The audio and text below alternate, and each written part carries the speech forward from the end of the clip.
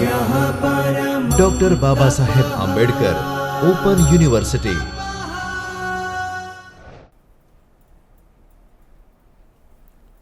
નમસ્તે. Doctor Baba Saheb Ambedkar open યુનિવર્સિટીના ચૈતન્ય સ્ટુડિયોમાં ઇતિહાસ વિષયના આજના આ લેક્ચરમાં આપ સર્વેનું હાર્દિક સ્વાગત છે. મિત્રો, પાછલી વાર જ્યારે આપણે મળ્યા ત્યારે આપણે પ્રાચીન ભારતના ઇતિહાસ જાણવાના સાધનો વિશે વાત કરતા હતા. સાધનો વિશે જ્યારે વાત કરતા હોઈએ અને ઇતિહાસના સાધનોની વાત કરતા હોય તો જો સાધનો જેટલા મજબૂત અને વધારે હોય એટલો જ સરળતાથી ઇતિહાસ સમજી શકાય છે અને લખી શકાય છે. આધારભૂત સાધનોની મદદથી જ ઇતિહાસ લખાય છે, એટલે કે ચોક્કસ આધારભૂત સાધનોની મદદથી ચોક્કસ પદ્ધતિથી લખાતો એ ઇતિહાસ. એટલે જ કીધું છે કે નો ડોક્યુમેન્ટ્સ નો હિસ્ટ્રી. મિત્રો, જે આપણે પાછલા લેક્ચરમાં વાત કરી પ્રાચીન ભારતીય ઇતિહાસ જાણવાના સાધનો કે સ્ત્રોતો, તો કેટલા પ્રકારના? એમાં બે પ્રકાર પાડ્યા હતા આપણે, પુરાતત્વીય સાધનો અને સાહિત્યિક સાધનો. અને પાછલા લેક્ચરમાં સાહિત્યિક સાધનોમાં આપણે ધાર્મિક સાહિત્ય વિશે ભણી ગયા. ધાર્મિક સાહિત્યમાં તમે ભણ્યા કે કેવા કેવા પ્રકારના ધાર્મિક સાહિત્ય હોય છે? તો 3 પ્રકારના: બ્રાહ્મણ ધર્મનું સાહિત્ય, બૌદ્ધ ધર્મનું સાહિત્ય અને જૈન ધર્મનું સાહિત્ય. બ્રાહ્મણ ધર્મના સાહિત્યમાં તમને ખબર પડી ગઈ, વેદો, ઉપનિષદો, પુરાણો. તો બૌદ્ધ ધર્મનું સાહિત્ય લઈએ તો જાતક કથાઓ, પીટકો. અને જૈન ધર્મનું, તો જૈન ધર્મનું મહત્વનું સાધન કહી શકાય તો એ આગમો. આ ઉપરાંત બીજા પણ અનેક પ્રકારના ધાર્મિક સાહિત્ય જેમાં ધર્મ વિશે વર્ણન કરવામાં આવ્યું છે અને એની સાથે સાથે એ તત્કાલીન સમયની સામાજિક, ધાર્મિક, આર્થિક પરિસ્થિતિ, સામાજિક પરિસ્થિતિનું વર્ણન કરે છે. એવા સાધનો, ધર્મને લગતા સાધનો આપણે પાછલા લેક્ચરમાં ભણી ગયા. ધાર્મિક સાહિત્ય જેટલું જ મહત્વનું છે ધર્મેત્તર સાહિત્ય, જેના વિશે આપણે આજે વાત કરીશું. ધર્મેત્તર સાહિત્યની વાત કરીએ મિત્રો, તો કયા કયા પ્રકારના ધર્મેત્તર સાહિત્ય હોય છે?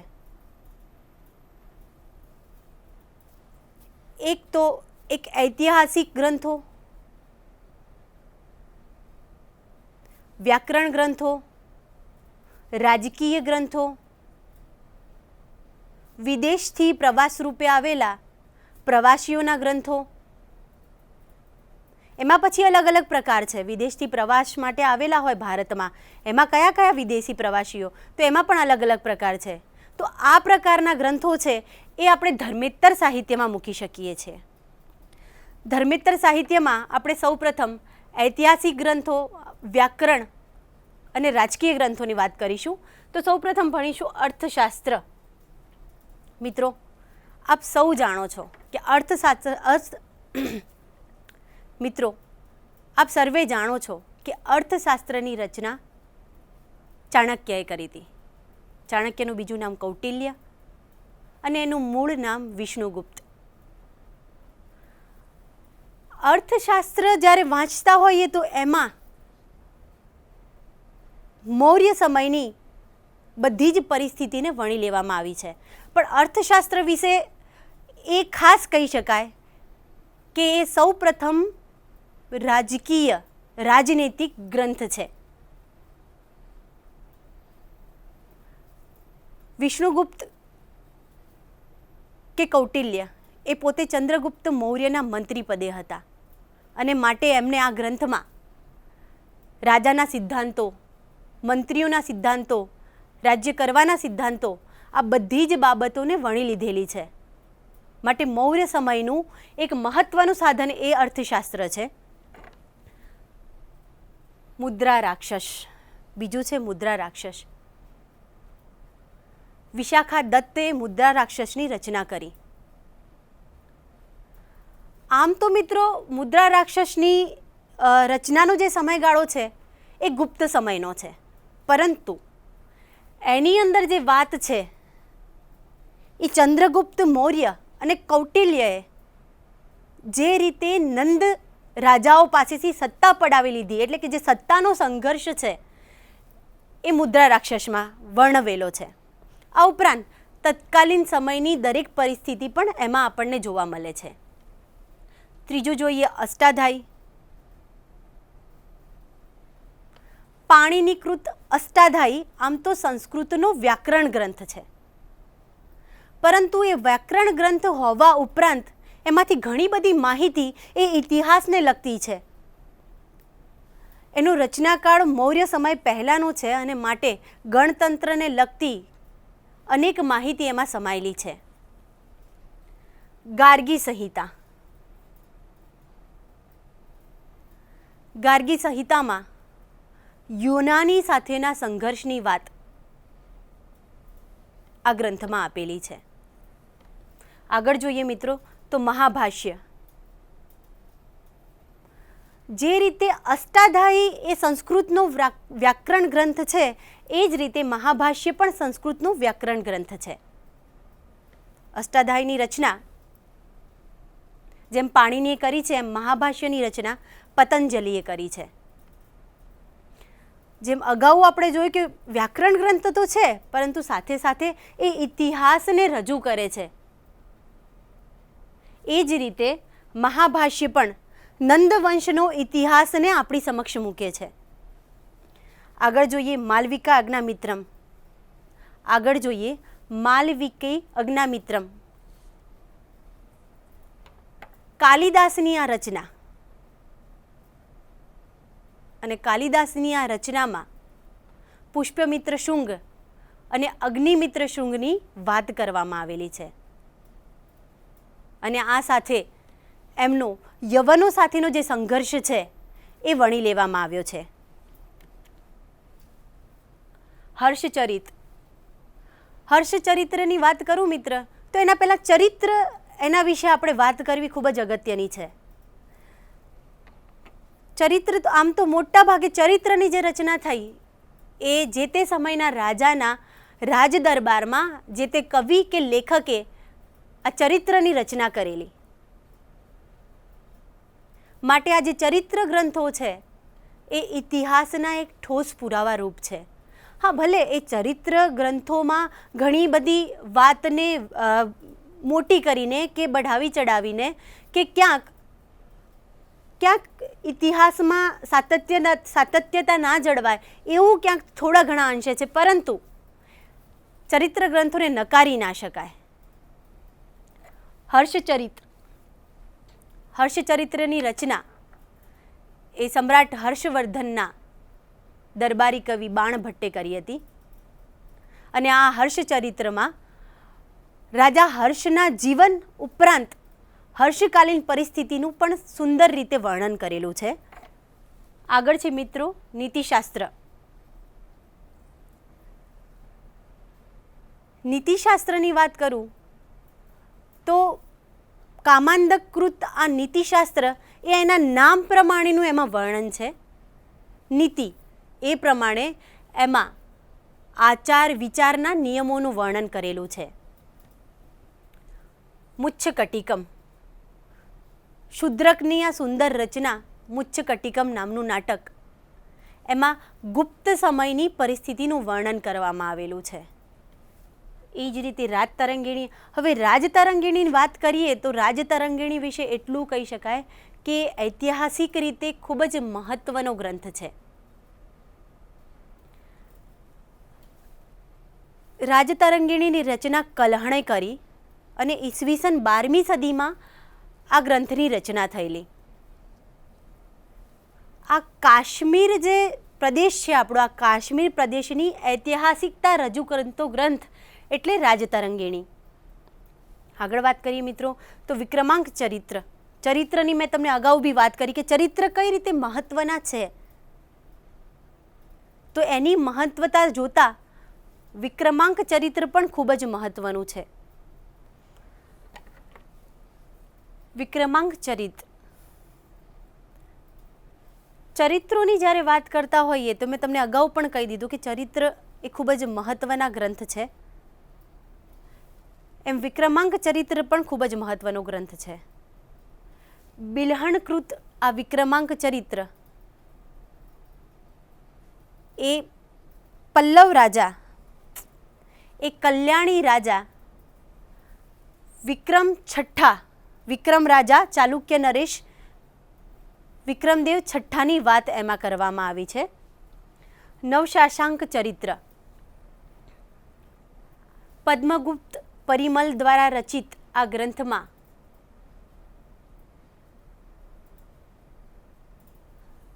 સિંધુ રાજા શાશાંકના સિદ્ધિઓનું વર્ણન એમાં કરવામાં આવેલું છે. ગોંડવહો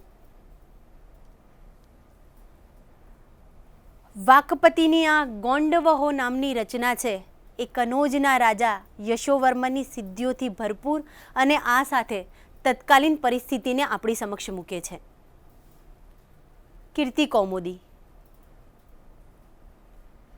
સોમેશ્વર દ્વારા કીર્તિ કૌમુદીની રચના કરવામાં આવી અને કીર્તિ કૌમુદીમાં ચાલુક્ય વંશનો ઇતિહાસ મૂકવામાં આવ્યો છે. મતવિલાસ પ્રહસન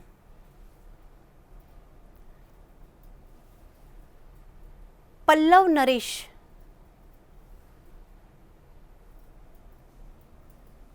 મહેન્દ્ર વિક્રમ દ્વારા મતવિલાસ પ્રહસનની રચના કરવામાં આવી. આમાં પલ્લવોનું જે શાસન હતું એ શાસનની સાથે સાથે તત્કાલીન પરિસ્થિતિ પણ આવરી લેવામાં આવી છે. અવંતી સુંદરી કથા દંડીનો આ જે ગ્રંથ છે અવંતી સુંદરી કથા એ પલ્લવો સમયનો ઇતિહાસ આપણી સમક્ષ મૂકે છે. આ ઉપરાંત દંડીની વાત કરીએ તો દશકુમાર ચરિત્ર કઈ રીતે ભૂલી શકાય. દશકુમાર ચરિત્રમાં પણ એ જ રીતે તત્કાલીન પરિસ્થિતિ આપણી સમક્ષ મૂકવામાં આવી છે. પૃથ્વીરાજ વિજય કાશ્મીરી પંડિત જયાનક દ્વારા પૃથ્વીરાજ ચૌહાણના વિજયો અને એની લગતી જે માહિતી છે એ પૃથ્વીરાજ વિજયમાં મૂકેલી છે. મિત્રો, આ ગ્રંથોની જ્યારે આપણે વાત કરી ત્યારે જે મહત્ત્વના ગ્રંથકારો છે એમને આપણે કઈ રીતે ભૂલી શકીએ. કાલિદાસ વિશે આપણે આગળ જાણ્યું કે એમનું માલવિકા અગ્નિમિત્રમ જેટલું અગત્યનું છે એ જ રીતે એમની અન્ય રચનાઓ રઘુવંશમ, મેઘદૂત આ બધી એટલી જ અગત્યની છે. ભાસનું સ્વપ્નવાસવદત્તા એ કઈ રીતે નકારી શકાય. એમાં તત્કાલીન સમયમાં આ જ નાટકમાં તત્કાલીન સમયની જે પરિસ્થિતિ છે એ પછી સામાજિક પરિસ્થિતિ છે કે એની સાથે આર્થિક પરિસ્થિતિ છે એનું ખૂબ જ સચોટ રીતે વર્ણન કરવામાં આવેલું છે. બાણભટ્ટ અગાઉ આપણે વાત કરી કે બાણભટ્ટે હર્ષચરિત્ર રચ્યું. હર્ષચરિત્ર ઉપરાંત એમણે કાદંબરીની પણ રચના કરેલી અને જે તત્કાલીન પરિસ્થિતિને આપણી સમક્ષ રજૂ કરે છે. વાત્સાયન વાત્સાયનનું કામસૂત્ર પણ ઇતિહાસના અગત્યના ગ્રંથ તરીકે લઈ શકાય. હર્ષવર્ધન વંશનો સમ્રાટ રાજા હતો પણ સાથે સાથે એને લખેલા ત્રણ નાટકો ખૂબ જ અગત્યના છે. તો કયા નાટકો? નાગાનંદ, રત્નાવલી અને પ્રિયદર્શિકા. આ ત્રણેય નાટકોમાંથી હર્ષકાલીન પરિસ્થિતિને જાણી શકાય છે. મેરુતુંગાચાર્ય પ્રબંધ ચિંતામણીની રચના કરી અને તેમાં તત્કાલીન પરિસ્થિતિ વર્ણવવામાં આવી છે. મિત્રો, આ બધા ઐતિહાસિક ગ્રંથોની વાત કરીએ ત્યારે સંગમ સાહિત્ય કઈ રીતે ભૂલી શકાય. હવે પ્રશ્ન એ થાય કે સંગમ સાહિત્ય એટલે શું? તો જે તમિલ ભાષામાં જે સાહિત્યની રચના થયેલી છે એને આપણે સંગમ સાહિત્ય તરીકે ઓળખીએ છીએ. દક્ષિણ ભારતમાં તમિલ ભાષાના વિકાસ માટે ત્યાંના વિદ્વાનો એક જગ્યાએ એકઠા થતા અને આ જે જગ્યા એકઠા થતા આ સભાને સંગમ સભા કહેવામાં આવતું અને આ સંગમ સભામાં જે સાહિત્યની રચના થતી એને આપણે સંગમ સાહિત્ય તરીકે ઓળખીએ છીએ. આ સંગમ સાહિત્યનો વિકાસ ઈસવીસન પૂર્વે 1લી થી 4થી સદી સુધી વધારે જોવા મળે છે. સંગમ સાહિત્યમાં પહેલું જોઈએ તો નંદી કકલંબમ કમ, જેમાં પલ્લવ નરેશ નંદી વર્માની વાત કરવામાં આવેલી છે. કલિંગ ત્રિપુરાણીમાં ચોલ શાસક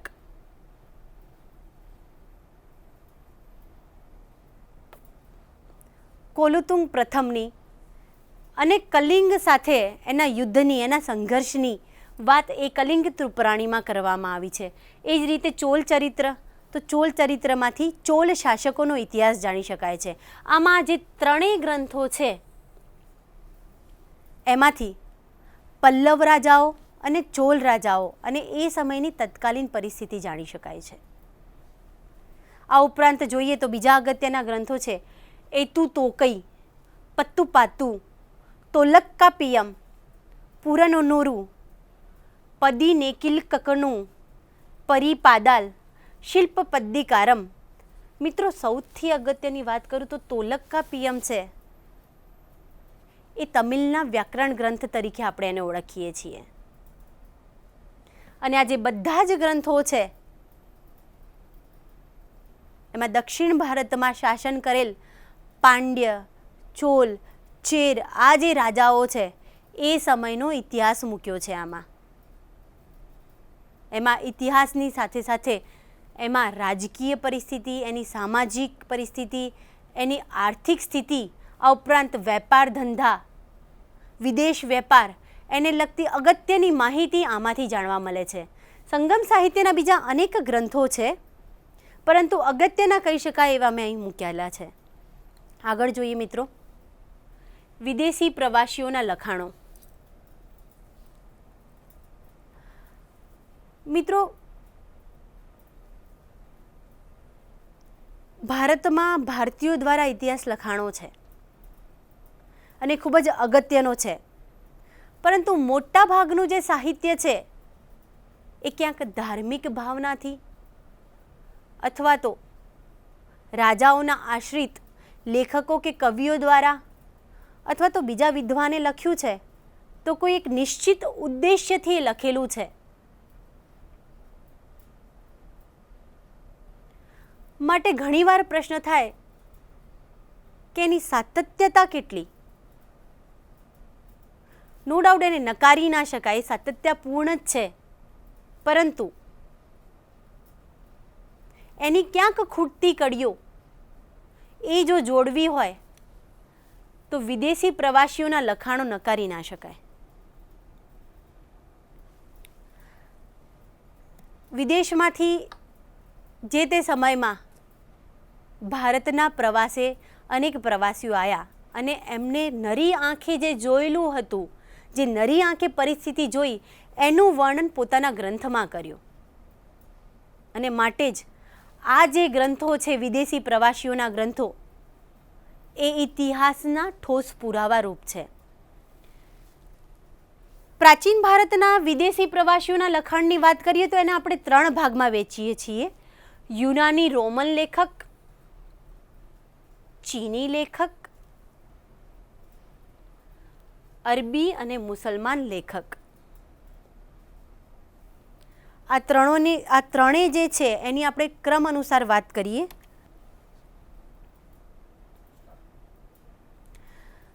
મિત્રો, જ્યારે યુનાની રોમન લેખકની વાત કરીએ ત્યારે સૌપ્રથમ નજર હેરોડોટસ ઉપર જાય. હેરોડોટસને આપણે ઇતિહાસના પિતા તરીકે વર્ણવીએ છીએ કે ઇતિહાસના પિતા કહીએ છીએ.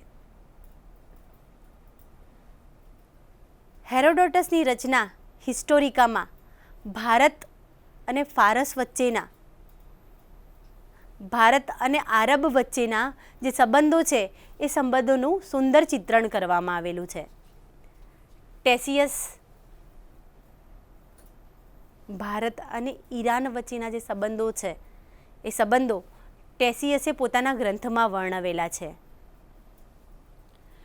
એરિસ્ટોબુલસ હિસ્ટ્રી ઓફ ધ વોરના રચનાકાર એરિસ્ટોબુલસ એને તત્કાલીન ભારતીય પરિસ્થિતિને વર્ણવી છે. ઓને સોક્રેટિસ જેને સિકંદરની જીવની લખી છે. આગળ જોઈએ મિત્રો તો મેગ્નેસ્થનીસ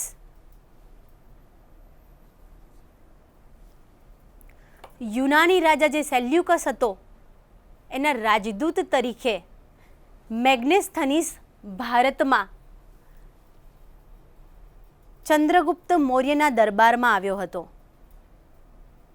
અને લગભગ 14 વર્ષ સુધી એ રાજદૂત તરીકે ચંદ્રગુપ્ત મૌર્યના દરબારમાં રહ્યો અને માટે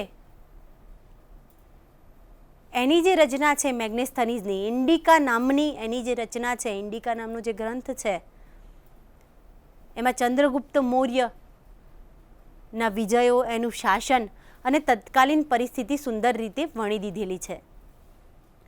ડાયમેક્સ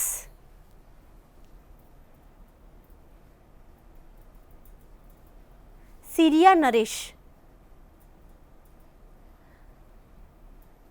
એન્ટિયોક્સ નો રાજદૂત ડાયમેક્સ એ બિંદુસારના સમયમાં રાજદૂત તરીકે બિંદુસારના દરબારમાં રહ્યો હતો.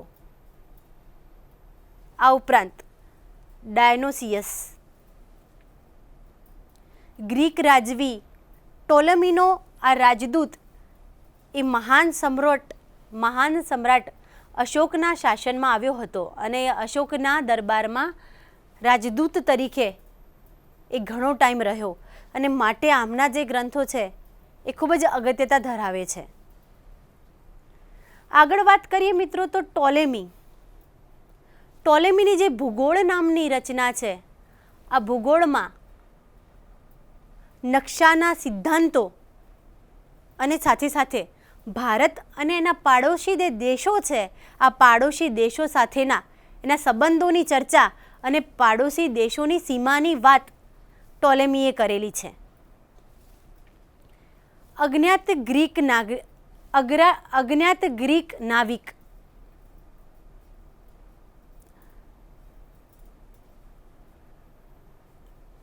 આ એક અજ્ઞાત ગ્રીક નાવિક છે, એની જે રચના છે પેરિપ્લસ ઓફ ધ એરિથ્રિયન.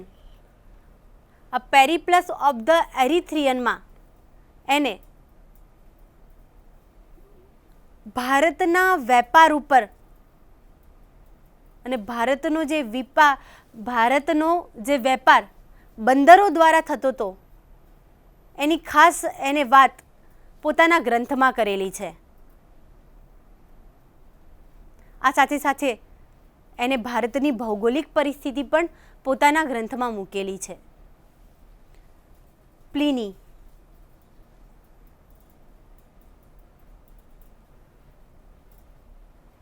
પ્લિનીની જે રચના છે નેચરલ હિસ્ટોરિકા, આ નેચરલ હિસ્ટોરિકામાં એને ભારત અને રોમ આ બંને વચ્ચેનો જે વેપાર ચાલતો હતો અને આ વેપારની વાત એને પોતાની નેચરલ હિસ્ટોરિકામાં પ્લિનીએ કરેલી છે.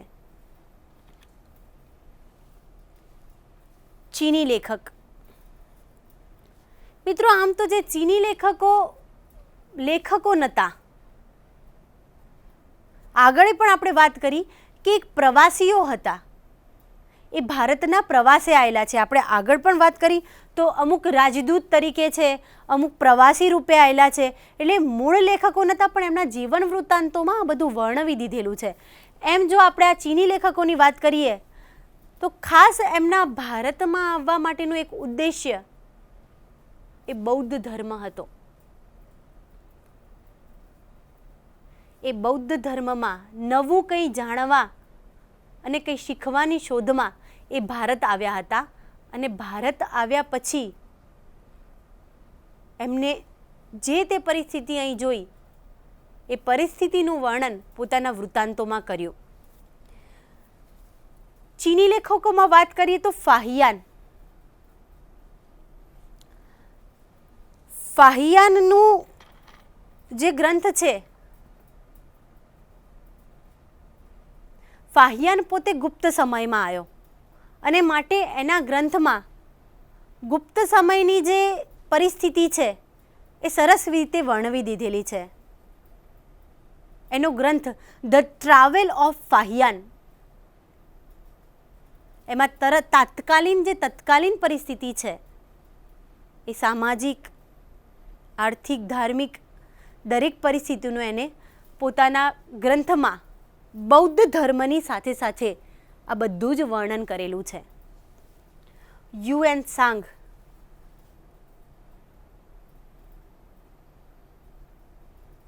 યાત્રિકોના સમ્રાટ તરીકે ઓળખાતો યુએન સાંગ એ પોતે સમ્રાટ હર્ષના સમયમાં, રાજા હર્ષના સમયમાં ભારત આવ્યો હતો અને એને લગભગ 10 વર્ષ સુધી ભારતમાં રોકાણ કરેલું. આ ઉપરાંત એને 6 વર્ષ જેવું નાલંદા વિદ્યાપીઠમાં બૌદ્ધ ધર્મનો અભ્યાસ કરેલો હતો. એને સમગ્ર ભારતનું ભ્રમણ કર્યું હતું અને આ સમગ્ર ભારતના ભ્રમણ બાદ એને જે રચના લખી હતી, સિયુકી નામની એની જે રચના છે, સિયુકી નામનો એનો જે ગ્રંથ છે એ ભારતના ઇતિહાસમાં ખૂબ જ ઉપયોગી ગ્રંથ છે. એને એના ગ્રંથમાં હર્ષકાલીન ભારતની સાથે સાથે બૌદ્ધ વિદ્યાપીઠ એવી નાલંદા વિદ્યાપીઠ, વલ્લભી વિદ્યાપીઠની વાત કરેલી છે. મિત્રો, આ સિવાય એક અગત્યની વાત આપણે કરીએ તો યુએન સાંગની જે રચના છે એ રચનામાં આ વાતની સાથે સાથે આપણા જે હાલના વડાપ્રધાન છે નરેન્દ્ર મોદી સાહેબ, એમનું જે વતન છે વડનગર, એ વડનગરનો એમને એમાં ઉલ્લેખ કરેલો છે અને જેને એમને એનો ઉલ્લેખ એક અલગ નામથી કરેલો છે. તો મિત્રો, એ જે નામ છે એ છે ઓનન ટોપુલો. ઓનન ટોપુલો નામે એમને આ વડનગરનો ઉલ્લેખ કરેલો છે. એટલે મિત્રો, આ જે બધા પ્રદેશો છે એની પ્રાચીનતા આમાં છતી થાય છે. આગળ વાત કરીએ મિત્રો, યુલી. યુલી આમ તો યુએન સાંગનો મિત્ર છે અને એને યુએન સાંગની જીવની લખેલી છે, પરંતુ ઐતિહાસિક દ્રષ્ટિએ ભારતનો ઇતિહાસ જાણવો હોય તો યુલીના ગ્રંથને નકારી ના શકાય.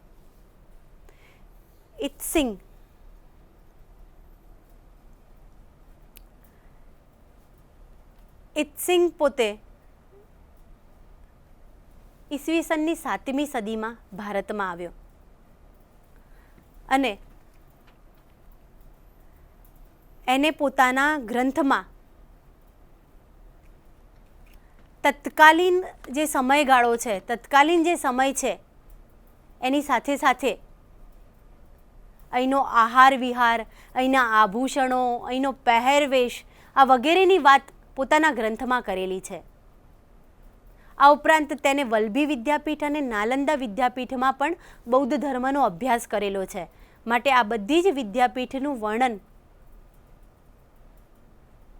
વિક્રમશિલા વિદ્યાપીઠ, આ વિક્રમશિલા વિદ્યાપીઠ, વલ્લભી વિદ્યાપીઠ, નાલંદા વિદ્યાપીઠ, આ બધાનું વર્ણન એને પોતાના ગ્રંથોમાં કરેલું છે. માટે ઇતિહાસની દ્રષ્ટિએ ઘણા ઉપયોગી એવા ગ્રંથોના રચનાકાર આ ચીની પ્રવાસીઓ હતા. આગળ જોઈએ મિત્રો તો અરબી અને મુસલમાન લેખકો. જ્યારે પૂર્વ મધ્યકાલીન ભારતનો ઇતિહાસ જાણવો હોય ત્યારે અગત્યના કહી શકાય એવા આ અરબી મુસલમાન લેખકોના ગ્રંથો છે. સૌપ્રથમ વાત કરીએ તો અલબેરુની. મોહમ્મદ ગઝનવીની સાથે જ અલબેરુની ભારતમાં આવ્યો હતો. અલબેરુની આમ મૂળ તો એક ગણિતશાસ્ત્રી અને જ્યોતિષ હતો, પરંતુ એને જે રચના કરી છે એ ભારતના ઇતિહાસ માટે ખૂબ જ ઉપયોગી રચના છે. એની જે રચના છે તહકીકે હિન્દ, જેને આપણે બીજા નામથી પણ ઓળખીએ છીએ કિતાબ ઉલ હિન્દ. આ જે તહકીકે હિન્દ કે કિતાબ ઉલ હિન્દ છે એમાં રજપૂતકાલીન ધર્મ, કલા, સમાજ, આ દરેક પરિસ્થિતિને એને વર્ણવી છે. માટે ભારતનો અને ભારતની સભ્યતા અને એનો સાંસ્કૃતિક વારસો જાણવો હોય તો અલબેરુનીનો આ ગ્રંથ ઘણો મહત્વનો છે. સુલેમાન 9મી સદીની આજુબાજુ આવેલ આ સુલેમાન નામનો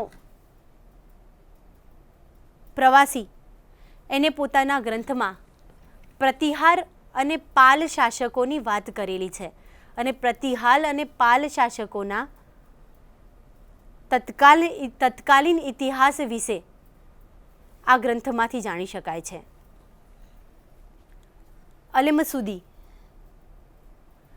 અલેમસુદીએ પોતાની રચનામાં પ્રતિહાર અને રાષ્ટ્રકૂટ રાજાઓ હતા, આ જે રાજાઓ એમનું રાજશાસન અને ત્યાંની પરિસ્થિતિ પોતાના ગ્રંથમાં વર્ણવી છે.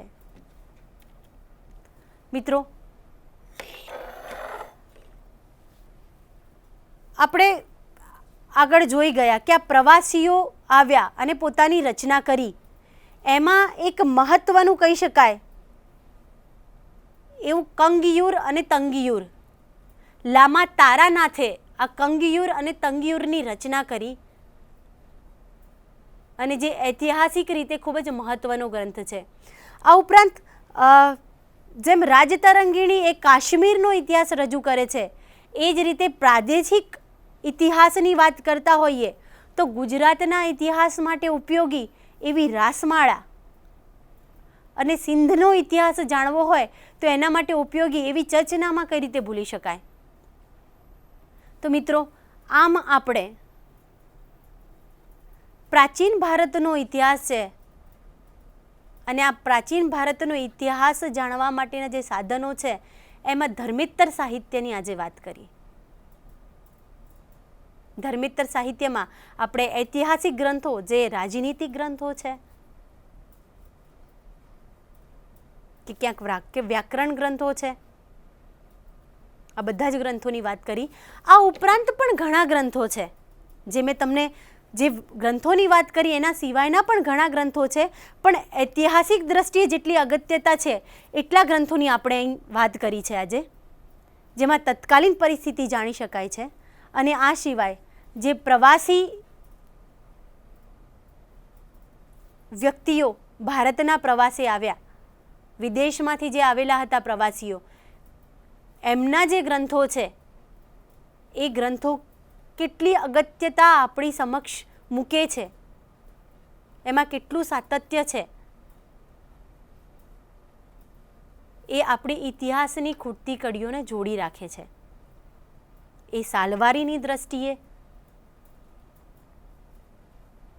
તત્કાલીન પરિસ્થિતિ જાણવાની દ્રષ્ટિએ, એ ઐતિહાસિક ગ્રંથોમાં જે ખૂટતી કડીઓ છે એ ખૂટતીઓ કડી સાથે તાલમેલ મિલાવીને આપણી સમક્ષ એક આધારભૂત સાધન તરીકે રજૂ થાય છે.